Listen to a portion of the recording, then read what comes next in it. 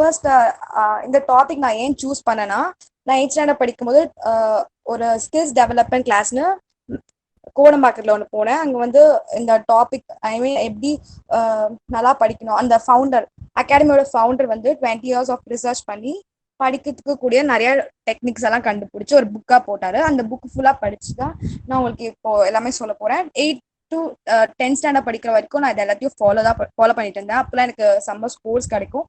அதுக்கப்புறம் நான் அதை ஃபாலோ பண்ணுறது இல்லை. மறுபடியும் இப்போ அகெயின் நான் இதெல்லாம் ஃபாலோ பண்ணலான்னு இருக்கேன். So basically schools and colleges வந்து ஸ்டூடெண்ட்ஸை 2 டைப்பாக பிரிக்கும். ஒன்று வந்து பிரில்லியன்ட் ஸ்டூடெண்ட், இன்னொன்று ஆவரேஜ் ஸ்டூடெண்ட். எந்த பேசிஸில் அவங்க பிரிக்கிறாங்கன்னா மார்க்ஸ் வச்சு தான். நல்ல மார்க் வாங்கினா பிரில்லியன்ட் ஸ்டூடெண்ட், நார்மலாக மார்க் வாங்கினா ஆவரேஜ் ஸ்டூடெண்ட் தான் அவங்களே நினச்சிப்பாங்க. ஆனால் அது கிடையாது. பிரில்லியன்ஸ் வந்து மார்க்ஸால தான் ப்ரூவ் பண்ணணும்னு கிடையாது.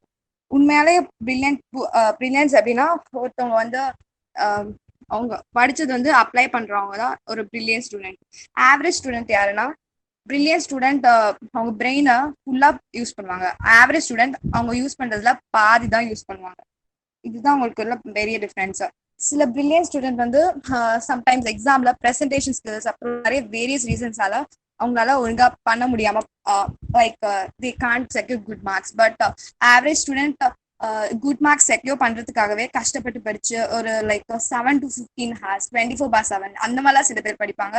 பட் அந்த மாதிரிலாம் படிச்சு மார்க்ஸ் வாங்கி அவங்க கம்ஃபர்ட் லைஃபோட கம்ஃபர்ட் வந்து நோ யூஸ். ஸோ அதெல்லாம் பண்ணாம பேசிக்கா சயின்டிஃபிக் மெத்தட்ஸ் மூலயமா படிக்கிறதுக்காக தான் நான் இப்போ நிறைய மெத்தட்ஸ் எல்லாம் கலெக்ட் பண்ணிட்டு வந்து உங்களுக்கு சொல்லலான்னு இருக்கேன். ஸோ எப்பவுமே படிக்கிறதுக்கு முன்னாடி அட்மாஸ்பியர், நம்ம ஸ்டடி அட்மாஸ்பியர் எப்படி இருக்கணும்னு நம்ம ரொம்ப அதுக்கு இம்பார்ட்டன்ஸ் கொடுக்கணும். ஏன்னா ஸ்டடி அட்மாஸ்பியர் ஒழுங்கா இருந்தா நமக்கு கான்சன்ட்ரேஷன் லெவலும் அதிகமா இருக்கும். ஸ்டடி அட்மாஸ்பியர் நம்மள நிறைய இன்ஃப்ளூயன்ஸ் பண்ணும். First ventilation. ரூம்ல ப்ராப்பரான ஏர் சர்க்குலேஷன் இருக்கும். அது எதுக்குன்னா, நம்ம சாப்பிட்ற ஃபுட் வந்து நம்ம ப்ரீத் பண்ற ஆக்சிஜனோட சேர்ந்து பர்ன் ஆகி எனர்ஜி ப்ரொடியூஸ் பண்ணும். ஸோ நான் முன்னாடியே சொன்ன மாதிரி ஸ்டடி அட்மாஸ்பியர் வந்து உங்க கான்சன்ட்ரேஷன் லெவலை வந்து இன்ஃப்ளூயன்ஸ் பண்ணும். So first ventilation. ஒரு ரூம்ல ப்ராப்பரான ஏர் சர்க்குலேஷன் இருக்கும். அது எதுக்குன்னா, நம்ம சாப்பிட்ற ஃபுட் வந்து நம்ம ப்ரீத் பண்ற ஆக்சிஜனோட சேர்ந்து பர்ன் ஆகி ஒரு எனர்ஜி ப்ரொடியூஸ் பண்ணும். அந்த எனர்ஜி கிடைச்சாலே ஆட்டோமேட்டிக்கா கான்சன்ட்ரேஷன் லெவலும் இன்க்ரீஸ் ஆகும். இந்த ப்ராசஸ் பேரு மெட்டபாலிசம்னு சொல்லுவாங்க. இதுக்காக தான் நம்ம வந்து ஃப்ரெஷ் ஏர் ப்ரீத் பண்ணணும். லைக் வெளியில உட்காந்து படிக்கணும். ஏசி ரூம்ல உட்காந்து படிக்க கூடாது. அப்புறம் ஹாட்டா ஒரு பிளேஸ்ல இருந்து படிக்க கூடாதுன்னு சொல்லுவாங்க. And next lightning arrangement. Lightning arrangement பத்தி எந்த ஸ்டூடெண்ட்ஸ் அவ்வளோவா கவலைப்பட மாட்டாங்க. ஆனால் அது ஒரு இம்பார்ட்டன்டான விஷயம். லைக் நீங்க வந்து டிம் லைட்ல படிக்க கூடாது. அதுக்கப்புறம் ரொம்ப பிரைட்டான லைட்லையும் படிக்க கூடாது. நேச்சுரல் சன்லைட்ல படிச்சா அது ரொம்ப பெஸ்ட். நீங்க சப்போஸ் லெஃப்ட் ஹேண்டர்னா உங்க ரைட் ஹேண்ட் டாப் கார்னர்ல உங்க டியூப் லைட் இருக்கணும். சப்போஸ் ரைட் ஹேண்டர்னா லெஃப்ட் ஹேண்ட் அதர் சைடு, அதாவது லெஃப்ட் சைட்ல டாப் கார்னர்ல டியூப் லைட் ஃபிக்ஸ் பண்ணிருக்கணும். நீங்க அதுக்கேற்ற மாதிரி சேரோட பொசிஷன் மாற்றி உட்காந்து படிக்கலாம். And next study place. கான்ஸ்டன்டா எப்பவுமே ஒரு ஸ்டடி பிளேஸ் வச்சுக்கோங்க. உங்க வீட்டுல ஒரு பர்டிகுலர் ரூம் எடுத்து ஒரு பிளேஸ் எடுத்துட்டு அதே வச்சுட்டு எப்பவுமே அங்கேயே படிக்கிற மாதிரி பார்த்துக்கோங்க. ஏன்னா ஒரு பிளேஸ்க்கு நீங்க ஃபெமிலியர் ஆயிட்டோனே அந்த பிளேஸ் உங்களுக்கு ஒரு ப்ராப்பரான கான்சன்ட்ரேஷன் லெவல் இருந்துட்டே இருக்கும். நீங்க அடிக்கடி மாத்திட்டே இருந்தா உங்களுக்கு ஒரு வைப்ஸே கிடைக்காது. அதுக்கப்புறம் நடந்துட்டே படிக்க கூடாது. அப்புறம் படுத்துட்டு படிக்க கூடாது. இது ரொம்ப முக்கியமானது. உங்களுக்கு கான்சன்ட்ரேஷன் லெவல் ரொம்ப லோவா இருக்கும். அப்போ சப்போஸ் நீங்க தொடர்ந்து படிச்சுட்டே இருக்கிறப்போ உங்களுக்கு பிரேக் வேணும்னா அப்போ நீங்க ஒரு நல்ல 10 minutes நடந்துட்டே படிக்கலாம். இல்லைன்னா படுத்துட்டு அப்புறம் எழுச்சி மாதிரி படிக்கலாம். And sitting poster. கரெக்டான சிட்டிங் போஸ்டர் வந்து 90 degree, ஸ்பைனல் கார்டு கரெக்டா 90 degreeல இருக்கணும். அப்பதான் உங்களுக்கு வந்து கான்சன்ட்ரேஷன் லெவல் ஹைல இருக்கும். சாஞ்சிட்டு படிக்கிறது, படுத்துட்டு படிக்கக்கூடாதுன்னு நான் முன்னாடியே சொன்னேன். இந்த பிக்சர்ல இருக்க மாதிரி கரெக்டா 90 degree இருக்கும். அப்புறம் உங்க ஃபுட் வந்து கால் வந்து ஃபிளாட்டா இருக்கணும். கால் ஆட்டிட்டே படிக்கக்கூடாது. ஸோ ஃபிளாட்டா இருந்தா கரெக்டான கான்சன்ட்ரேஷன் லெவல் இருக்கும், நல்லா படிக்கவும் செய்யலாம். And then direction of sitting. எப்பவுமே நீங்க படிக்கப்போ ஈஸ்ட் டைரக்ஷன்ல ஃபேஸ் பண்ணுங்க, இல்லைன்னா வெஸ்ட் கூட ஃபேஸ் பண்ணிக்கலாம். ஆனா நார்த் அண்ட் சவுத் ஃபேஸ் பண்ணவே கூடாது. ஏன்னா நார்த் அண்ட் சவுத் போல்ஸ்ல மேக்னெட்டிக் அட்ராக்ஷன் நிறைய இருக்கும். அது வந்து உங்க பிரெயின்ல இருக்க பிரெயின் வேவ்ஸ் வந்து இன்ஃப்ளூயன்ஸ் பண்ணும். ஸோ உங்களுக்கு கான்சன்ட்ரேஷன் லெவல் கம்மியாகும். அதனால நீங்க எப்பவுமே சவுத் மட்டும் ஃபேஸ் பண்ணக்கூடாது, நார்த்தும் ஃபேஸ் பண்ணக்கூடாது. East is best direction to face. So east direction தான் படிக்க. அண்ட் ஸ்டொமக் கண்டிஷன், நிறைய சாப்பிட்டதுக்கு அப்புறம் படிக்கக்கூடாது. அப்புறம் பசிலையும் படிக்கக்கூடாது. ஏன் நிறைய சாப்பிட்டதுக்கு அப்புறம் படிக்கக்கூடாதுன்னா, நீங்க சாப்பிட்டதுக்கு அப்புறம் உங்க ஸ்டொமக்குக்கே எல்லா பிளட்டும் சக் பண்ணிக்கும். பிரெயின்ல இருந்தும் பிளட் சக் பண்ணிக்கும் ஸ்டொமக் ஃபுல்லா. ஸோ பிரெயினுக்கு பிளட் போகலைன்னா உங்களால கான்சென்ட்ரேட் பண்ண முடியாது. அதுக்காக தான் நிறைய சாப்பிட்டு படிக்க கூடாதுங்கிறது. பிரெயினுக்கு பிளட் போகலாம், உங்களுக்கு ஆட்டோமேட்டிக்கா தூக்கம் வந்துடும். அண்ட் பசிலையும் படிக்கக்கூடாது. அது ஏன்னா ஆட்ரினல் கிளான்ஸ் வந்து நிறைய நார் ஆட்ரினலின் ஒரு பிளட் ஸ்ட்ரீம்குள்ள செக்ரீட் பண்ணும். அது செக்ரீட் பண்ணா உங்களுக்கு கான்சன்ட்ரேஷன் லெவல் கிடைக்காது. நீங்க உங்க பொறுமையை இழந்து உங்களுக்கு படிக்கக்கூடிய இதுவே போயிடும். And morning versus night study, எது நல்ல நேரம், மார்னிங்கா நைட்டான்னு நிறைய பேருக்கு டவுட் இருக்கும். இட்ஸ் ஆப்வியஸ்லி மார்னிங் தான். அது ஏன்னா மார்னிங் வந்து ஓசோன் O3 அது வந்து ஒரு பியோர் ஃப்ரெஷ் ஆக்சிஜனை வந்து ப்ரொடியூஸ் பண்ணும். அந்த ஆக்சிஜன் நீங்க இன்ஹேல் பண்ணா உங்க மெட்டபாலிசம் அதிகமாகும். நான் ஆல்ரெடி சொன்ன மெட்டபாலிசம் பத்தி சொன்னல முன்னாடி. ஸோ மெட்டபாலிசம் வந்து கான்சன்ட்ரேஷன் லெவலில் இன்க்ரீஸ் பண்ணும். ஸோ அந்த ஃப்ரெஷ் ஏர் ப்ரீத் பண்ணா உங்களுக்கு நிறைய அப்போ உங்க மைண்டும் ரிலாக்ஸா இருக்கும். ஸோ நல்லா படிக்கும் தோணும். அண்ட் மார்னிங் வந்து ஸ்டொமக் வந்து எம்டியா, இப்போ நீங்க ஒரு காஃபி மட்டும் குடிச்சிட்டு படிக்கிறீங்கன்னா ஸ்டொமக் எம்டியா தான் இருக்கும். ஸோ ஸ்டொமக் வந்து எந்த பிளட்டும் பம்ப் பண்ணாது. உங்க மைண்ட் வந்து குயிக்கா வேலை செய்யும். அண்ட் நேச்சுரல் மார்னிங் அதுல படிக்கிறது பெஸ்ட் நான் முன்னாடி சொன்னேன். நைட்ல ஏன் படிக்கக்கூடாதுன்னா உங்க ஸ்டொமக் வந்து ஃபுல்லா இருக்கும், பிரெயினுக்கு பிளட் கம்மியா தான் போகும். அண்ட் ஆர்டிஃபிஷியல் லைட் அது கண்ணுக்கு நல்லவும் கிடையாது.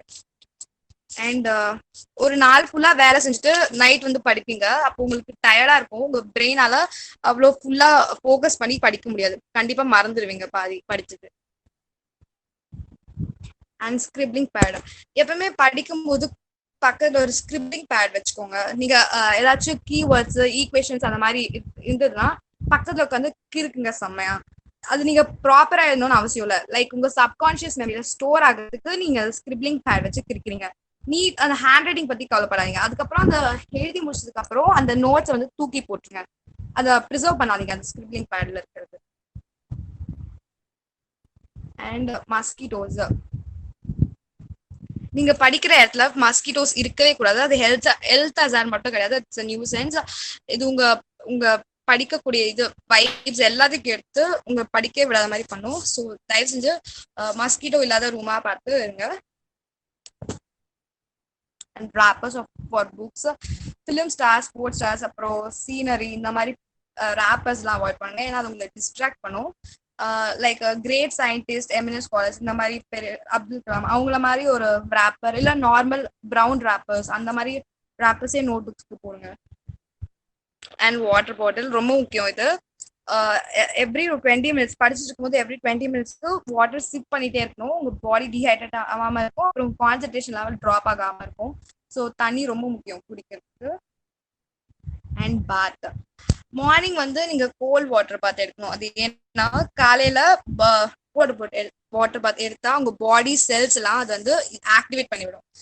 ஸோ மைண்ட் ஃப்ரெஷ் ஆகும். அப்புறம் நிறைய கிராஸ்பிங் பவர் கிடைக்கும் கோல்ட் பாத் எடுத்தா.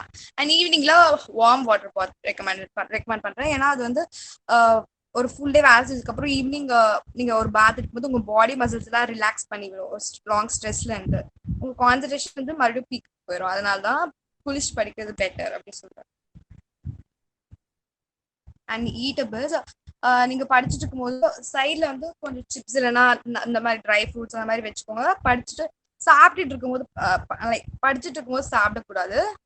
ஒரு தொடர்ந்து படிச்சுட்டே இருக்கும்போது ஒரு 10 மினிட்ஸ் நடுவில் பிரேக் எடுத்து இந்த மாதிரி ஸ்நாக்ஸ் சாப்பிடலாம். அண்ட் மியூசிக், நிறைய பேர் நான் பார்த்துருக்கேன் மியூசிக் கேட்டுட்டே படிப்பாங்க. ஆக்சுவலி அது ரொம்ப ரொம்ப ராங்கான விஷயம். மியூசிக் கேட்டுட்டு படிக்கவே கூடாது. அது ஏன்னா நீங்க மியூசிக் கேட்டே படிக்கும் போது நீங்க படிக்கிற கண்டென்ட்டும் மியூசிக் லிரிக்ஸும் ஓவர்லேப் ஆகும். ஸோ உங்க சப்கான்ஷியஸ்ல மியூசிக் லிரிக்ஸ் தான் போய் சேரும். நீங்க எக்ஸாம்ல கூட உங்களுக்கு அதுதான் ஞாபகம் வரும்.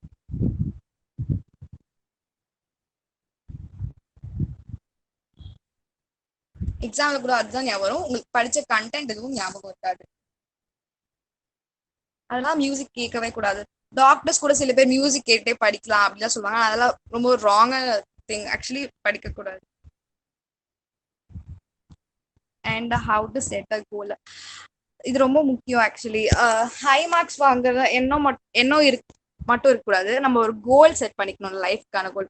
அதுக்காக நம்ம போராடும் போது தான் நமக்கு நிஜமாலே படிக்கணும்னு தோணும். ஆனால் நிறைய ஸ்டூடெண்ட்ஸ்க்கு இப்போ வந்து கோல் செட் பண்ண வராது. தே கேன் பி கிளியர், ஒரு கிளாரிட்டியே இருக்காது அவங்களுக்கு எப்படி கோல் செட் பண்ணணும்னு அப்படின்னு. ஸோ அதுதான் நான் இப்போ சொல்ல போறேன். ஃபர்ஸ்ட் உங்களுக்கு ஒரு 50 ப்ரொஃபஷன்ஸ் எடுத்துக்கோங்க. ப்ரொஃபஷன்ஸ் எடுத்துட்டு லைக் எதுல அந்த வெப்சைட், புக்ஸ், இன்ஃபர்மேஷன் எது நிறைய ரிசோர்ஸ்ல இருந்து ஒரு 50 ப்ரொஃபஷன்ஸ் உங்களுக்கு ஏற்ற மாதிரி எடுத்துக்கோங்க. அதுக்கப்புறம் அதுல 10 ஷார்ட் லிஸ்ட் பண்ணுங்க. உங்களுக்கு எது ஷூட் ஆகும். இப்போ நீங்க ஃபிட்டாலனா போலீஸ் வேலைக்கு போக முடியாது. லைக் உங்களுக்கு கெமிக்கல் அலர்ஜி இருந்தா கெமிக்கல் ஃபேக்டரியில போய் வேலை செய்ய முடியாது. அந்த மாதிரி உங்களுக்கு எது உங்க பாடிக்கு எது ஷூட் ஆகுதோ அந்த மாதிரி உங்களுக்கு கரெக்டானதுக்கு 10 ப்ரொஃபஷன் வந்து ஷார்ட் லிஸ்ட் பண்ணிக்கோங்க. அந்த 10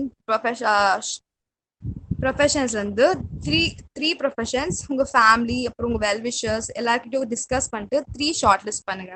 அந்த 3 ஷார்ட் லிஸ்ட் பண்ண ப்ரொஃபஷன்ல நீங்க அந்த ப்ரொஃபஷன் போய் ஜாயின் ஆகி ஒரு 10 to 15 இயர்ஸ் கழிச்சு எப்படி இருப்பீங்க அப்படின்னு நினைச்சு ஒரு ஸ்டோரி லெட்டர் எழுதுங்க. உங்களுக்கு நீங்களே லெட்டர் 3 லெட்டர் எழுதுங்க. 3 ப்ரொஃபஷனுக்கு 3த்தையும் எழுதிட்டு அது 3த்தையும் ஒரே நேரத்துல படிச்சு பாருங்க. அதுக்கப்புறம் அந்த 3ல ஏதாவது ஒரு லெட்டர் மறுபடியும் படிச்சு பாருங்க. உங்களுக்கு எது உங்களுக்கே தெரியும் இந்த 3 லெட்டர்ல எனக்கு இது பிடிச்சிருக்கு, அதை நீங்க மறுபடியும் படிச்சு பாருங்க. அந்த ப்ரொஃபஷன் தான் நீங்க சூஸ் பண்ணணும். ஏன்னா அதுதான் உங்க ஹார்ட்டுக்கு க்ளோஸ் ஆனது. அண்ட் ஆக்சுவலி நமக்கு வந்து நிறைய கோல்ஸ் செட் பண்ணுவோம் நம்ம லைஃப்ல. ஆனா எல்லாத்தையும் மறந்துடுவோம். மோஸ்ட்லி பாதி goals like short term goals, long term goals நிறைய இருக்கு. ஷார்ட் டேர்ம் கோல்ஸ் மோஸ்ட்லி நம்ம நிறைய மறந்துடுவோம். அது ஏன்னா இப்போ நம்ம ஒவ்வொரு விஷயத்துக்கும் இன்ஃப்ளூயன்ஸ் ஆகிட்டே இருக்கோம். நம்ம பிரெயின்ல வந்து நிறைய செல்ஸ் இருக்கு. சில செல்ஸ் வந்து ஸ்போர்ட்ஸ்க்கு வந்து இயர் மார்க்கா இருக்கும். சிலது வந்து மியூசிக் கேட்டா ஆக்டிவேட் ஆகும். சிலது வந்து ஆக்டர்ஸ் பார்த்தா அவங்களுக்கும் ஆக்டர் ஆகணும்னு தோணும். அந்த மாதிரி ஒவ்வொரு விஷயத்துக்கும் மாறிட்டே இருக்கும். இதனாலதான் உங்களுக்கு ஒரு பர்டிகுலரான கோல் செட் பண்றதுக்கு கஷ்டமா இருக்கு. நான் சொல்ற ஐடியா வச்சு ஃபாலோ பண்ணா உங்களுக்கு கண்டிப்பா ஒரு கிளாரிட்டி ஆஃப் கோல் கிடைக்கும். And never aim to be the best, always aim to be your best. இது எனக்கு ரொம்ப பிடிச்ச கோட். அது ஏன்னா எப்பவுமே நம்ம வந்து ஃபர்ஸ்டா இருக்கணும்னு நினைக்கக்கூடாது. லைக் நான் தான் நம்பர் 1 இருக்கணும் அப்படின்னு நான் நினைக்கவே கூடாது. ஏன்னா ஃபர்ஸ்ட் வரங்கிறது ஒரு விஷயமே இல்லை. இப்போ நீங்க ஒரு பிரில்லியன்ட் ஸ்டூடெண்ட், உங்களை சுத்தி எல்லாரும் பிரில்லியன்ட் ஸ்டூடெண்ட் தான் இருக்கீங்க. ஆனா நீங்க ஒரு கஷ்டப்பட்டு ஒரு ஃபர்ஸ்ட் ரேங்க் எடுத்துடுறீங்க. அதுக்கப்புறம் உங்களுக்கு ஃபர்தரா சேலஞ்சே இருக்காது. நீங்க இதுக்கு மேல நான் எதுக்கு படிக்கணும், அதாவது ஒரு ஃபர்ஸ்ட் ரேங்க் எடுத்துட்டல அதுக்கப்புறம் அப்படி மாதிரி உங்களுக்கு ஒரு தாட் வந்துடும். இதே நீங்க ஒரு ஆவரேஜ் ஸ்டூடெண்ட், உங்களை விட அந்த கிளாஸ்ல எல்லாரும் கம்மியா தான் படிப்பாங்க. ஸோ ஆப்வியஸ்லி நீங்க தான் ஃபர்ஸ்ட் வருவீங்க. ஸோ ஃபர்ஸ்ட் வர்றது வந்து ஒரு மேட்டர் கிடையாது. ஆனா உங்க பெஸ்ட் நீங்க கொடுக்கணும். என்னோட பெஸ்ட் இப்போ நீங்க லாஸ்ட் டைம் இப்போ 80% வாங்குறீங்கன்னா next time 85% and next time 90%. உங்களுக்கு நீங்களே போனதுல நான் இவ்வளவு வாங்கினேன், ஸோ இந்த வாட்டி நான் எவ்வளவு இம்ப்ரூவ் ஆயிருக்கேன், அந்த மாதிரி உங்களுக்கு நீங்களே காம்படிஷனா இருக்கணும். யூ ஷுட் பி ஒரு competitor. Next, programming the mind. எல்லாருக்குள்ளயும் ஒரு சூப்பர் ஸ்டூடெண்ட் கண்டிப்பா இருப்பாங்க. ஆனா எல்லாராலையும் அதை வெளியே கொண்டு வர முடியாது. அதுக்கு என்ன பண்ணணும்னா மைண்டை வந்து ப்ரோக்ராம் பண்ணணும். ஃபர்ஸ்ட் எல்லாராலையும் ஈஸியா மைண்ட் ப்ரோக்ராம் பண்ண முடியாது. மைண்ட் நம்ம எப்பவுமே எல்லாம் சொல்றது கேட்காது. 2 மைண்ட் இருக்கு, conscious mind, subconscious mind. Conscious மைண்ட்னா உங்க ப்ரெசன்ட் மைண்ட்.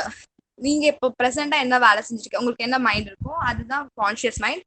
சப்போஸ் இப்போ நீங்க வண்டி ஓட்டிட்டு இருக்கீங்கன்னா உங்க கவனம் ஃபுல்லா வண்டி ஓட்டுறதுல இருந்தா அது வந்து கான்சியஸ் மைண்ட். சப்போஸ் நீங்க வண்டி ஓட்டிட்டு இருக்கும் போது உங்க வீட்டுல உங்க அம்மா திட்டாங்க, இப்படி பண்ணிட்டாங்களே, இந்த மாதிரி பாஸ்ட் பத்தி நினைச்சிட்டு இருந்தா அதுதான் சப்கான்சியஸ். சப்கான்சியஸ் மைண்ட் வந்து உங்க பாஸ்டோட மைண்ட். உங்க சப்கான்சியஸ் மைண்ட் உங்க கான்சியஸ் மைண்டை செம்மையா ரூல் பண்றதுக்கு வாய்ப்பு இருக்கு.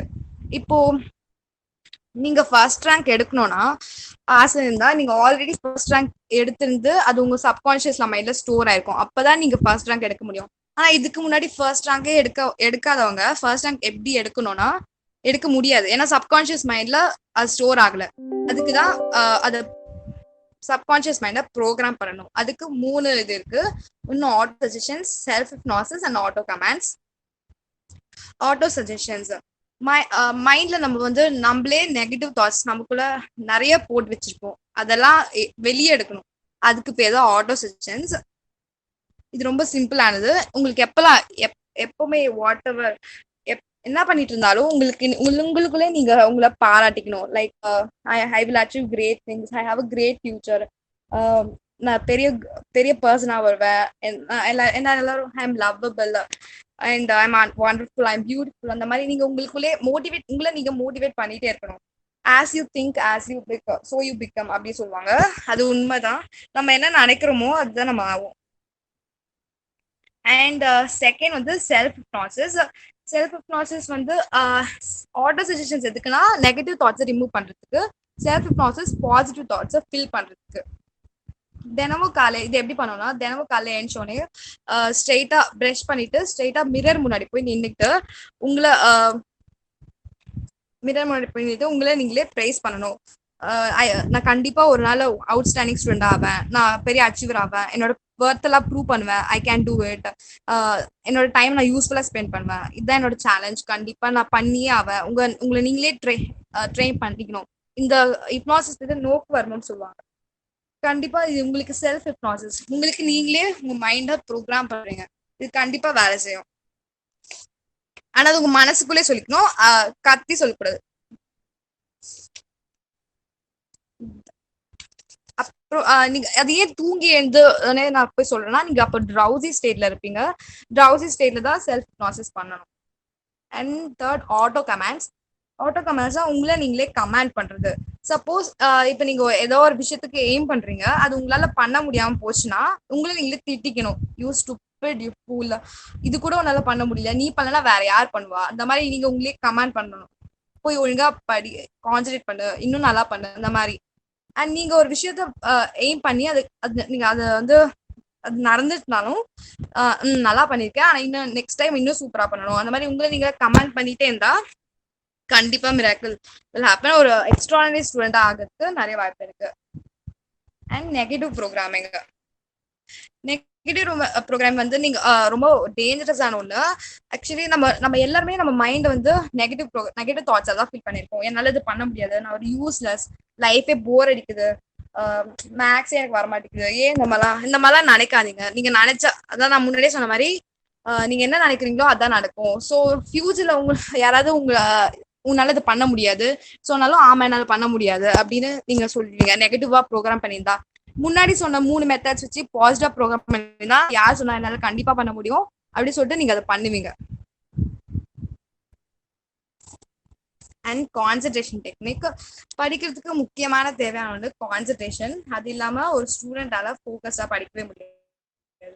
ஸோ அதுக்கு பேசிக்கான என்னன்னா ப்ரீத்திங் தான் எல்லாமே. எப்பவுமே படிக்கிறதுக்கு முன்னாடி ஒரு 2 to 3 மினிட்ஸ் ப்ரீத் நல்லா படிங்க. உங்க மெட்டபாலிசம் இன்க்ரீஸ் ஆகி உங்களுக்கு கான்சன்ட்ரேஷன் லெவல் இன்க்ரீஸ் ஆகும். And stage of mind, 4 stage of mind இருக்கு. Brisk state, relax state, drowsy state and deep sleep state. Brisk state என்னது எப்போனா நீங்க விளையாடுறதுக்கு, லைக் ஒரு அசைன்மெண்ட் எழுதுறதுக்கு, அப்புறம் ஒரு இந்த மாதிரி டான்ஸ் ஆடுறதுக்கு, அப்பெல்லாம் நீங்க பிரிஸ்க் ஸ்டேட்ல இருக்கணும். அண்ட் ரிலாக்ஸ் ஸ்டேட், அதுதான் பெஸ்ட் ஸ்டேட் ஃபார் ஸ்டடிங். இது வந்து ஆல்ஃபா பிரீத்திங் அப்படின்னு ஒரு டெக்னிக் மூலமா ரிலாக்ஸ் ஸ்டேட்டுக்கு ஈஸியா வந்துடலாம். அது வந்து எப்படின்னா நான் நெக்ஸ்ட் சொல்றேன். ட்ரௌசி ஸ்டேட், அதாவது ஹாஃப் ஸ்லீப் ஸ்டேட், அரை தூக்கத்துல இருக்கீங்க, உங்களால எதுவும் பண்ண முடியாது, லேசியா இருப்பீங்க. And next deep sleep state, இது ரொம்ப ரிலாக்ஸிங்கான ஸ்டேட், அதாவது தூக்கத்துல இருப்பீங்க. அப்பதான் உங்க மைண்ட்ல வந்து நிறைய நியூரோ டிரான்ஸ்மிட்டர்ஸ் ப்ரொடியூஸ் ஆகும். அது வந்து நெக்ஸ்ட் டே ஃபங்க்ஷன்ஸ், அதாவது நீங்க எப்படி ஃபங்க்ஷன் பண்ணணும், உங்க பிரெயினை ஆர்கனைஸ் பண்ணி வைக்கணும். இதுக்குதான் நல்லா தூங்கணும்னு சொல்லுவாங்க. சில பேர் எக்ஸாம்ல தூங்காமலே போவாங்க, அவங்க கண்டிப்பா படிச்சது பாதி மறந்துடுவாங்க. நான் எக்ஸாம் இந்த நம்ம ஏஜ்க்கு 8 hours கண்டிப்பா 7 to 8 hours நம்ம தூங்கி ஆகணும். இப்போ நிறைய கான்சன்ட்ரேஷன் டெக்னிக்ஸ் பத்தி பார்க்கணும். ஃபர்ஸ்ட் நான் சொன்ன ஆல்ஃபா பிரீத்திங், அது ஒண்ணுமே இல்லை, லைக் உங்க டீப் பிரீத், ஒரு பெரிய இன்ஹேல் பண்ணிட்டு அப்புறம் ஸ்லோவா எக்ஸேல் பண்ணணும். இன்ஹேலிங் டைம் வந்து எக்ஸேலிங் டைம் விட அதிகமா இருக்கணும். ஸோ இது மாதிரி ஒரு 3 to 5 minutes பண்ணீங்கன்னா ஆட்டோமேட்டிக்கா நீங்க ரிலாக்ஸ் ஸ்டேட் வந்துடுவீங்க. அண்ட் மெடிடேஷன், எல்லாரும் நினைப்பாங்க வயசானவங்களுக்கு தான் மெடிடேஷன் அப்படிலாம் நினைப்பாங்க. ஆனா அது நமக்கு தான் முக்கியமான மெடிடேஷன் தேவையே. படிக்கிறதுக்கு முன்னாடி உங்க கான்சன்ட்ரேஷன் லெவல் ட்ராப் இருந்தா இல்ல ஏதாச்சும் இருந்தா மெடிடேட் பண்ணுங்க, ரிலாக்ஸ் ஸ்டேட்க்கும் வருவீங்க, கான்சன்ட்ரேஷன் லெவலும் அதிகமாகும். And goal and it's clarity. நிறைய பேருக்கு கோல் ஒழுங்கா இருக்காது. நான் முன்னாடியே சொன்ன மாதிரி அதனாலதான் அவங்களால ஒரு கான்சென்ட்ரேட்டிவ் பண்ண முடியாது. கோல் ஒழுங்கா இல்லாதவங்க லைக் டிவி பார்த்துருப்பாங்க, கேம்ஸ் ஆடிட்டு இருப்பாங்க, ஃப்ரெண்ட்ஸோட சேட் பண்ணி காசிப் இந்த மாதிரி எல்லாம் பண்ணி டைம் வேஸ்ட் பண்ணிட்டு இருப்பாங்க. ஆனா ஒரு ஒழுங்கான கோல் இருந்தா அவன் எதுக்காக கம்ப்யூட்டர் சயின்ஸ், சப்போஸ் நீங்க கம்ப்யூட்டர் சயின்ஸ் இன்ஜினியர்னா நீங்க அதுக்கு அந்த ஃபீல்டுக்கு தேவையானதை மட்டும் தான் படிப்பீங்க. என்டர்டைன்மெண்ட் கேட்னா ஒரு மியூசிக் அந்த மாதிரி இருக்கலாம். ஆனா தேவையில்லாம காசிப் அதெல்லாம் பண்ணி டைம் வேஸ்ட் பண்ணிட்டு இருக்க மாட்டாங்க. அண்ட் நீங்க ஒரு 10 to 15 உங்க கோல் வந்து ஒரு ப்ராப்பர் கிளாரிட்டி இருக்கணும்னா 10 to 15 இயர்ஸ் கழிச்சு நீங்க எப்படி இருக்கணும்னு நினைச்சு பாருங்க. அந்த லாங் டேர்ம் கோலை 5, 3, 1 year அப்படின்னு ஸ்பிட் பண்ணிக்கோங்க. 6 months கழிச்சு நான் எப்படி இருக்கணும், 3 months கழிச்சு நான் எப்படி இருக்கணும், 1 week, டுமாரோ நாளைக்கு நான் என்ன பண்ணணும், இன்னைக்கு நான் என்ன பண்ணணும், அந்த மாதிரி ஒவ்வொரு நாளைக்கும் ஒரு ஒரு கோல் வச்சுக்கோங்க. And visualisation. எப்பவுமே நீங்க படிக்கிறதுக்கு ஸ்டார்ட் பண்ண முடியாது. சில பேருக்கு மூடே இருக்காது படிக்கிறதுக்கு. அதுக்கு என்ன பண்ணணும்னா நான் முன்னாடி சொன்ன மாதிரி தான் 10 to 15 years கழிச்சு நீங்க எப்படி இருப்பீங்க அப்படி உங்க ஃபியூச்சர் எனக்கு பிக்சரைஸ் பண்ணி பார்க்கணும். நான் பெரிய ஒரு ஃபெராரில வந்து இறங்குவேன் அந்த மாதிரிலாம் நீங்க உங்களுக்குள்ளேயே நீங்களே நினைச்சு பார்த்து படிக்கலாம். அதுக்கப்புறம் நீங்க படிக்க போற டாபிக்ல இருந்து நான் என்னோட மேம் கொஸ்டின் கேட்க போறாங்க, யாருக்கும் இந்த ஆன்சர் தெரியாது, எனக்கு மட்டும் தான் தெரியும். அந்த மாதிரி நீங்க ஆன்சர் பண்ற மாதிரி எல்லாரும் உங்களை அப்ரிஷியேட் பண்ற மாதிரி நான் நினைச்சு பார்த்து படிச்சா நினைச்சு பார்த்தா கான்சன்ட்ரேஷன் அதிகமாகும். And glancing. இங்க ஒரு பேஜ் படிக்க போறீங்கன்னா அந்த பேஜ் ஃபர்ஸ்ட் ஒரு 5 to 10 pages ஃபுல்லா கிளான்ஸ் ரீட் கொடுங்க. அந்த சில வேர்ட்ஸ் எல்லாம் உங்க சப்கான்சியஸ்ல ஸ்டோர் ஆகும். ஸோ படிக்கும் போது ஈஸியா மெமரைஸ் பண்ணிக்கலாம். Breath observation. இது வந்து சப்போஸ் படிச்சுட்டு இருக்கும்போது நடுவில் கான்சன்ட்ரேஷன் போயிடுச்சுன்னா கண்ணை மூடிட்டு ஒரு 2 minutes உங்க பிரீத் நீங்க எப்படி மூச்சு விடுறீங்கன்னு அப்சர்வ் பண்ணுங்க. போன கான்சன்ட்ரேஷன் திரும்பி வந்துடும். இதுவும் அப்படிதான். கான்சன்ட்ரேஷன் லூஸ் ஆனா ஜிக்ஸாக் கர்வ்ஸ் வரைஞ்சுக்கோங்க. கர்வ்ஸ் வரைஞ்சிட்டு அந்த கர்வ்ஸ் மேலேயே ஓவர் ரைட் பண்ணுங்க. இது ஒரு மாதிரி 3 to 5 minutes பண்ணுங்க, உங்களுக்கு கான்சன்ட்ரேஷன் ரீகைன் ஆயிடும். And dual activity. அதாவது இது எதுக்குன்னா 2 விஷயத்த ஒரே டைம் அட் த சேம் டைம்ல பண்றது. மியூசிக் கேட்டுட்டு ஒரு நாவல் படிக்கிறது, அந்த மாதிரி 2 விஷயத்த ஒரே டைம்ல பண்ணும்போது உங்க மைண்ட் வந்து குயிக்கா வேலை செய்யும், ஆக்டிவேட் ஆகும். ஸோ கான்சன்ட்ரேஷன் வந்து திரும்ப கிடைச்சிடும். அண்ட் சைக்ளிக் மெத்தட்ஸ் அப்படின்னு ஒன்று இருக்கு. ஜெனரல் சைக்ளிக் மெத்தட், பாசிட்டிவ், நெகட்டிவ்னு 3 சைக்ளிக் மெத்தட் இருக்கு. நெகட்டிவ் சைக்ளிக் மெத்தட் என்னன்னா, சப்போஸ் உங்களுக்கு படிச்சுட்டு இருக்கப்போ கான்சன்ட்ரேஷன் போயிடுச்சுன்னா ஃபர்ஸ்ட் நீங்க ப்ரெசென்ட்டா எப்படி இருக்கீங்கன்னு நினைச்சுக்கோங்க. அதுக்கப்புறம் உங்களால கான்சன்ட்ரேட் பண்ண முடியாம போயிடுது. அதனால நீங்க ஒழுங்கா படிக்காதனால எக்ஸாம்ஸ் கேவலமா எழுதி ஃபெயில் ஆகி கடைசியில வேல்யூ இல்லாம லைஃபே ரொம்ப கேவலமாயிடுச்சு. அந்த மாதிரி அளவுக்கு அவ்வளோ டீப்பா திங்க் பண்ணணும். பண்ணதுக்கு அப்புறம் பாசிட்டிவ் சைக்கிளிங் மெத்தட் ஒன்று இருக்கு. ப்ரெசென்ட் இப்போ நான் எப்படி இருக்கேன், இப்போ நான் கான்சன்ட்ரேட் பண்ணி படிச்சா நல்லா படிப்பேன், நல்லா படிச்சா எக்ஸாம் நல்லா எழுதுவேன், எழுதிட்டு பெரிய ஸ்டூடெண்ட் நல்ல ஒரு டாப்பர் ஆகி ஒரு நல்ல ப்ரொஃபஷனல் ஆகி நல்ல ஜாப் கிடைக்கும், அப்புறம் நிறைய லைஃப்ல செம்மையா செட்டில் ஆகிக்கலாம். அந்த மாதிரி ஃபுல்லா நீங்க விஷுவலைஸ் பண்ணணும். இது நெகட்டிவ் சைக்கிள் இது 3 தடவை பண்ணணும். இது ஒரு தடவை திங்க் பண்ணணும். போன கான்சன்ட்ரேஷன் திரும்ப கிடைச்சிரும். இதை பத்தி நான் லாஸ்டா சொல்றேன். Speed reading and speed writing. Memory techniques. Natural memory technique. இதுல மொத்தம் 5 டெக்னிக்ஸ் இருக்கு. ஃபர்ஸ்ட் நேச்சுரல் மெமரினா நிறைய பேருக்கு ஞாபகம் மறதி. இப்போ இது எங்க வச்சேன் அதை எங்க வச்சேன்னா மோஸ்ட்லி நிறைய பேர் மறந்துடுவாங்க. அண்ட் சில பேர் ஸ்டடீஸ் இன்னைக்கு என்ன கிளாஸ் இருக்குது அது கூட சில பேருக்கு ஞாபகம் இருக்காது. ஸோ அதுக்குதான் இந்த டெக்னிக் யூஸ்ஃபுல்லா இருக்கும். காலையில எழுந்தோடனே அப்புறம் காலையில எழுந்துல இருந்து பிரேக்ஃபாஸ்ட் சாப்பிட்ற வரைக்கும் நடுவில் என்னென்னலாம் நடந்தது, லைக் நீங்க ப்ரஷ் பண்ணுவீங்க, குளிப்பீங்க, அது மாதிரி எல்லாத்தையும் பிரேக்ஃபாஸ்ட் சாப்பிட்ற டைம்ல ஒரு 2 minutes எல்லாத்தையும் நினைச்சு பார்க்கணும். அதே மாதிரி பிரேக்ஃபாஸ்ட் வந்து லஞ்ச் சாப்பிட்ற டைம் வரைக்கும் ஒரு 2 minutes அதனால என்னென்ன பீரியட் நடந்தது, என்ன மேம் நடத்துனாங்க, அந்த மாதிரி ஒரு 2 minutesல குயிக்கா ஒரு ஷார்ட் எல்லாத்தையும் நினைச்சு பார்க்கணும். அதுக்கப்புறம் லஞ்ச்ல இருந்து ஈவினிங் ஸ்நாக்ஸ் வரைக்கும் 2 minutes, அப்புறம் ஈவினிங் ஸ்நாக்ஸ்ல இருந்து டின்னர் வரைக்கும் என்ன நடந்தது ஒரு 2 minutes, கடைசியா பெட்ல போய் படுக்கிறப்போ ஒரு 5 minutes அந்த நாள் ஃபுல்லா எல்லாம் என்னென்ன நடந்ததோ அது எல்லாமே ஃபுல்லா நினைச்சு பார்க்கணும். இது மாதிரி நினைச்சு பார்க்கும்போது உங்களுக்கு உங்க மைண்ட்ல எல்லாமே ஸ்டோர் ஆயிருக்கும். ஸோ உங்களுக்கு ஞாபகம் வருது அந்த ப்ராப்ளம்லாம் வராது. And next memory mnemonics. இது இந்த டெக்னிக் நான் அடிக்கடி யூஸ் பண்ணுவேன். ஒரு வேர்டு என்னால் ஞாபகம் வச்சுக்க முடியலன்னா வேற ஏதாச்சும் ஒரு க்ளூ வேர்ட் வச்சு ஞாபகம் வச்சுப்பேன். லைக் இதோ இந்த மாதிரி ஒரு எக்ஸாம்பிள், வித் யோர், அந்த 7 கலர்ஸும் ஒரே வேர்ட்ல ஒரு அக்ரோனமா வச்சுக்கிட்டாங்க. இதுதான் ஒரு எக்ஸாம்பிள். லைக் ஸ்வீட் ஸ்வெட், அந்த மாதிரி ஒரு ரைமிங்கான வேர்ட்ஸ் இல்ல அதுக்கு ஏத்த மாதிரி ஒரு வேர்ட்ஸ் தான் வச்சு நான் ஞாபகம் வச்சுப்பேன். இது வந்து எனக்கு ரொம்பவே யூஸ்ஃபுல்லா இருக்கும். Next permanent memory. நிறைய பேருக்கு இன்னைக்கு படிச்சது 2 நாள் கழிச்சு கேட்டா மறந்துடும். அது ஏன்னா ஒரு நம்ம சப்கான்சியஸ்ல ப்ராப்பரா ஸ்டோர் ஆயிருக்காது. ஆனா இந்த மெத்தட்ல படிச்சா லைஃப் லாங் ஃபுல்லா நீங்க 7th ஸ்டாண்டர்ட்ல படிச்சது எப்போ கேட்டாலும் சொல்வீங்க. அந்த மாதிரி ஒரு மெமரி தான் இது. ஃபர்ஸ்ட் இப்போ நீங்க இன்னைக்கு ஒன்று புதுசா படிக்கிறீங்கன்னா நெக்ஸ்ட் டேவே ஒரு ரிவ்யூ அதை திரும்ப படிக்கணும். ஃபர்ஸ்ட் ரிவ்யூ நெக்ஸ்ட் அடுத்த நாளே இருக்கணும். அண்ட் செகண்ட் ரிவ்யூ ஒரு வாரம் கழிச்சு அதையே திரும்பி படிக்கணும். அண்ட் ஒரு மந்த் கழிச்சு தேர்ட் ரிவ்யூ கொடுக்கணும். அண்ட் 3 months கழிச்சு நீங்க ஃபர்ஸ்ட் படிச்சதே மறுபடியும் படிக்கணும். அண்ட் 6 months கழிச்சு மறுபடியும் படிக்கணும். இந்த மாதிரி 6 months படிச்சதுக்கு அப்புறம் உங்க லைஃப் ஃபுல்லா அது உங்க மெமரியில ஸ்டோர் ஆயிடும். அதுக்கப்புறம் அது மறக்கவே மறக்காது. இதுதான் பெர்மனன்ட் மெமரிக்கான டெக்னிக். அண்ட் மெமரி இமேஜிங், ஒரு ஃபர்ஸ்ட் நீங்க ஏதாவது படிக்க போறதுக்கு முன்னாடி ஒரு பேஜ் ஃபுல்லா கேஸ் பண்ணுங்க. கேஸ் பண்ணோடனே அந்த இருக்க வேர்ட்ஸ் எல்லாம் அப்படியே பிக்சரைஸ் பண்ணிப்பாங்க. பிக்சரைஸ் பண்ணிட்டு படிக்க ஆரம்பிச்சா செம்மையா மெமரி ஆகும், மறக்கவே மறக்காது. இதுதான் மெமரி இமேஜிங் அப்படின்னு சொல்றாங்க. And memory diagrams. இப்போ உங்களுக்கு ஏதாச்சும் புதுசா ஏதாச்சும் ஒரு பொருள் பாக்குறீங்க, அதை டக்குன்னு ஞாபகம் வச்சுக்க முடியல. ஸோ அதோட பார்ட்ஸ் வச்சு இல்லைன்னா ஏதாவது கலர் வச்சு அந்த மாதிரி நிமோனிக்ஸ் எல்லாம் வச்சு ஞாபகம் வச்சுக்கிற மாதிரி. இப்போ ட்ரீனா அதோட ரூட்ஸ் இப்படி இருக்கும். பேனியன் ட்ரீனா இந்த இலைங்கெல்லாம் தொங்கும், இதுதான் பேனியன் ட்ரீ. பாம் ட்ரீனா ஸ்ட்ரெயிட்டா இருக்கும், முள்ளா இருக்கும். அந்த மாதிரி கேக்டஸ் முள் இருக்கும். இந்த மாதிரி வச்சு நீங்க ஞாபகம் வச்சுக்க ஈஸியா ஞாபகம் வச்சுக்கலாம். சிஸ்டமேட்டிக் ஸ்டடி பண்ண அப்புறம் சொல்றேன். அதுக்கு முன்னாடி எக்ஸாம் ப்ரிப்பரேஷன் சொல்றேன். எக்ஸாம் ப்ரிப்பரேஷன் எப்படி இருக்கணும்னா, ஃபர்ஸ்ட் எங்க அகாடமிக் இயர்ல அந்த சப்ஜெக்டோட நாலேஜ் பக்காவா நீங்க கெயின் பண்ணிக்கணும். அதுக்கப்புறம் எல்லா notes like text books, class work, அந்த மாதிரி எல்லா நோட்ஸை வச்சு உங்களுக்கு எக்ஸாம் நோட்ஸ் நீங்க ஒன்று ப்ரிப்பேர் பண்ணணும். காலேஜ் டேஸ்ல நீங்க எக்ஸாம் நோட்ஸ் மட்டும் படிச்சா போதும். அதுக்கப்புறம் ஸ்டடி ஆல்வேஸ் விடுவாங்க. அதுல வந்து நீங்க fast forward notes, FF notes இருக்கு, ஃபாஸ்ட் ஃபார்வர்ட் நோட்ஸ் ஒன்று ப்ரிப்பேர் பண்ணும். அது என்னன்னா கீவேர்ட்ஸ், ஈக்குவேஷன்ஸ் அந்த மாதிரிலாம் ஒரு இதுவை தனியா எழுதி வச்சுக்கணும். அது நீங்க வந்து எக்ஸாம் போறதுக்கு முன்னாடி பார்த்துட்டு போனா அதுக்கு நல்ல ஞாபகம் இருக்கும். நீங்க எழுதி வைக்கும் போதே உங்களுக்கு சப்கான்சியஸ்ல ஸ்டோர் ஆகும்.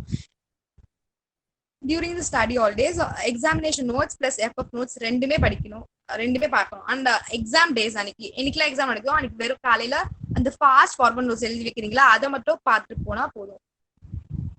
On the exam day first காலையில நான் சொன்ன மாதிரி 8 hours தூங்கணும். அண்ட் பர்ஃபெக்ட் டைம் வந்து 9 to 9, அதாவது 9 to 5 o'clock வரைக்கும்.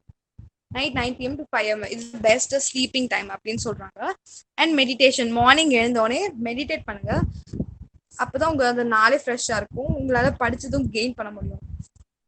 கான்சன்ட்ரேஷன் லெவல் பீக்ல இருக்கும் நான் சொன்னல மெடிடேட் பண்ணா, அதுக்காக தான். அண்ட் பிரேக்ஃபாஸ்ட் சாப்பிடாம எக்ஸாமுக்கு போகாதீங்க. நான் ஆல்ரெடி சொன்னேன், உங்க ஸ்டொமக் வந்து ஃபுல்லாகவும் இருக்கக்கூடாது, லைக் ஹங்கரி பசிக்கும் பட்னியாவும் இருக்கக்கூடாது, ஃபுல்லாகவும் இருக்கக்கூடாது. இட் ஷுட் பி கரெக்டா ஒரு லெவல்ல இருக்கணும். அண்ட் டைட்டான ட்ரெஸ்ஸஸ்லாம் அவாய்ட் பண்ணிக்கோங்க, லூஸா ட்ரெஸ் பண்ணிக்கோங்க. அண்ட் எக்ஸாம் எழுதிட்டு இருக்கும்போது நீங்க ஸ்லிப்பர்ஸ் எல்லாம் கழட்டிக்கலாம், உங்க ஃபீட் வந்து ரிலாக்ஸ்டா ஃபீல் பண்றதுக்கு. அண்ட் எக்ஸாம் ரிக்குவயர்மெண்ட்ஸ் அதெல்லாம் நான் சும்மா கொடுத்துருக்கேன். அண்ட் எக்ஸாம் ஆல் போனோடனே நிறைய பேர் ஆன்சர்ஸ் அதெல்லாம் டிஸ்கஸ் பண்ணுவாங்க, இது படிச்சா அது படிச்சா, அந்த மாதிரி டிஸ்கஷன்ஸ் எல்லாம் அவாய்ட் பண்ணுங்க. அது உங்க நீங்க ஆல்ரெடி உங்களுக்கு ஒரு கான்ஃபிடென்ட் இல்லாம கொஞ்சம் இருப்பீங்க, அவங்க பேசி அந்த கான்ஃபிடென்ஸை இன்னும் கெடுத்துவாங்க. ஸோ தயவு செஞ்சு இந்த மாதிரி டிஸ்கஷன் எல்லாம் வச்சுக்காதீங்க. அண்ட் சப்போஸ் உங்களுக்கு எக்ஸாம் நினைச்சு ரொம்ப பயந்துட்டு இருந்தா ஹால்ஃபா பிரீத்திங் நான் சொன்ன மாதிரி அது பண்ணுங்க. அப்புறம் மூச்சு வந்து பேண்டிங் சொல்லுவாங்க, அது ஃபாஸ்டா மூச்சு இழுத்து விடணும். ஸோ ஆட்டோமேட்டிக்கா பயம் போயிடும். அண்ட் எக்ஸாம் போனோடனே ஃபர்ஸ்ட் லெஃப்ட் பிரெயின் ஆக்டிவேஷன், அதாச்சும் லெஃப்ட் சைட்ல உங்க தலைய லீன் பண்ணி பெஞ்ச்ல பண்ணுங்க. ஆட்டோமேட்டிக்கா பிளட் வந்து லெஃப்ட் சைடுக்கு வந்து ஃப்ளோ ஆகும். ஸோ லெஃப்ட் பிரெயின் ஆக்டிவேட் ஆகும். எதுக்கு லெஃப்ட் பிரெயின் ஆக்டிவேட் பண்றாங்கன்னா, லெஃப்ட் பிரெயின் தான் கிரியேட்டிவா யோசிக்கும். லைக் மேக்ஸ் எக்ஸாம்லாம் போகும்போது கண்டிப்பா நீங்க லெஃப்ட் பிரெயின் ஆக்டிவேஷன் பண்ணணும். அப்ப மேக்ஸ்க்கு வந்து லெஃப்ட் பிரெயின் தான். அந்த மாதிரி லெஃப்ட் பிரெயின் ரைட் பிரெயின் தனியா ரெண்டுக்கும் நிறைய ஆக்டிவிட்டிஸ் இருக்கு. And alpha breathing, left brain activation பண்ணோன்னே ஆல்ஃபா பிரீத்திங் பண்ணணும். அண்ட் பயம் பொறுத்து பேண்டிங் பண்ணணும் சொன்னா, அப்புறம் தண்ணி குடிக்கணும், டீஹைட்ரேட் ஆகாம இருக்குது. அப்புறம் கான்சன்ட்ரேஷன் லெவலும் ஒரே மாதிரி இருக்கு. அண்ட் ஆஃப்டர் த எக்ஸாம் தயவு செஞ்சு இந்த ஆன்சர் கரெக்டா இல்லையான்னு ரெஃபர் பண்ணாதீங்க. ஏன்னா நீங்க உங்க நெக்ஸ்ட் எக்ஸாமுக்கு போகும்போது அந்த அதே தாட் இருக்கும், அது இன்ஃப்ளூயன்ஸ் பண்ணும். இதோ இந்த எக்ஸாம் ஒழுங்கா பண்ணலன்னா அடுத்த எக்ஸாம் நீங்க அது படிக்கும் போது அதே நினைச்சிட்டு இருப்பீங்க. ஸோ அந்த எக்ஸாமுக்கு உங்களால ஒழுங்கா ப்ரிப்பேர் பண்ணாமலே போயிட முடியும். சிஸ்டமேட்டிக் ஸ்டடி பேட்டர்ன் இது நம்ம ஏஜுக்கானது. எல்லா ஏஜுக்கும் தனியா இருந்துச்சு, நம்ம ஏஜ் மட்டும் ஸ்கிரீன்ஷாட் எடுத்துருக்கேன். Morning 5 o'clock exam. எப்படி ஒரு கரெக்டா எக்ஸாம்க்கு ப்ரிப்பேர் பண்றது அதுதான் இங்க ஆல்ரெடி சொன்னதான் இங்க கொடுத்துருக்காங்க. 5 AM எழுந்துட்டு செல்ஃப் ப்ராசஸ் எழுந்தோடனே போய் பண்ணணும். அதுக்கப்புறம் எக்ஸசைஸ் ஒரு மார்னிங் டியூட்டிஸ் எல்லாம் பண்ணிட்டு பாத் கோல்ட் வாட்டர் பாத் எடுக்கணும். அப்புறம் மெடிடேஷன் அண்ட் படிக்க ஸ்டார்ட் பண்ணணும். ஒரு 1 to 1.5 hours படிங்க. எப்பவுமே 1 hour படிச்சோடனே 10 minutes கண்டிப்பா பிரேக் எடுக்கணும். தொடர்ந்து படிக்கவே கூடாது. அதுக்கப்புறம் 3 hours படிச்சா 1 hour பிரேக் எடுக்கணும். இதுதான் ஒரு கரெக்டான pattern for studying. And breakfast, அப்புறம் ரூட் மெமரி, அதாவது நேச்சுரல் மெமரி டெக்னிக். எழுதுறதுல இருந்து சாப்பிட்ட வரைக்கும் நான் என்னெல்லாம் பண்ணேன்னு நினைச்சு பார்க்கறது. அண்ட் ட்ரெஸ்ஸிங் இந்த மாதிரி தான். அண்ட் டியூரிங் ஹாலிடேஸ் அப்போ இந்த சைட்ல morning 2 hours, afternoon 1 hour, evening 2 hours, totally ஒரு நாளைக்கு 5 hours அந்த மாதிரி படிச்சாலே போதும். படிக்க நிறைய இருக்கும். Speed reading and speed writing பத்தி சொன்னாங்க. சப்போஸ் உங்களுக்கு ஸ்பீட் ரீடிங் அந்த ஸ்கில் இன்க்ரீஸ் பண்ணணும்னா மிரர் முன்னாடி போய் புக்கை வந்து வச்சுட்டு மிரர் வழியா படிங்க. உங்களுக்கு வந்து வேர்ட்ஸ் எல்லாம் இன்வெர்டடா இருக்கும். ஸோ அந்த மாதிரி நீங்க படிச்சு ப்ராக்டிஸ் பண்ணீங்கன்னா ஆட்டோமேட்டிக்கா ஸ்பீடா ரீட் பண்ணுவீங்க. அண்ட் தலைகீழா புக்கை வச்சு படிக்கலாம். இது ஒரு டெக்னிக். இது மாதிரி பண்ணாலும் ஸ்பீட் ரீடிங் இன்க்ரீஸ் ஆகும். அண்ட் ஸ்பீட் ரைட்டிங் எப்படின்னா, இப்போ நீங்க ஒரு கண்டென்ட் எடுத்துக்கோங்க. அந்த கண்டென்ட் வந்து 5 minutesக்கு ஸ்லோவா ஹேண்ட் ரைட்டிங் அழகா நீட்டா எழுதிப்பாங்க. அப்புறம் அதே கண்டென்ட்டை நெக்ஸ்ட் 4 minutesக்குள்ள எழுத முடியுதான்னு பாருங்க. அண்ட் நெக்ஸ்ட் 3 minutes, இந்த மாதிரி 12 days, டோட்டலி 12 minutes ஆகுதுல்ல. ஸோ இந்த மாதிரி ஒவ்வொரு நாளைக்கும் 12 minutes 40 days இந்த மாதிரி பண்ணுங்க. 40 daysக்கு அப்புறம் உங்களுக்கு ஆட்டோமேட்டிக்கா நீங்க ஸ்பீடா தான் எழுதுவீங்க. இந்த மாதிரி உங்க ஸ்பீட் ரைட்டிங்கா இது பண்ணி இன்க்ரீஸ் பண்ணிக்கலாம் ஸ்கில். ஸோ நானும் இனிமேல் இந்த மெத்தடெல்லாம் ஃபாலோ பண்ண போறேன். You have got this. உங்களால கண்டிப்பா நீங்களும் இதெல்லாம் பண்ண முடியும். So good luck. Thank you so much.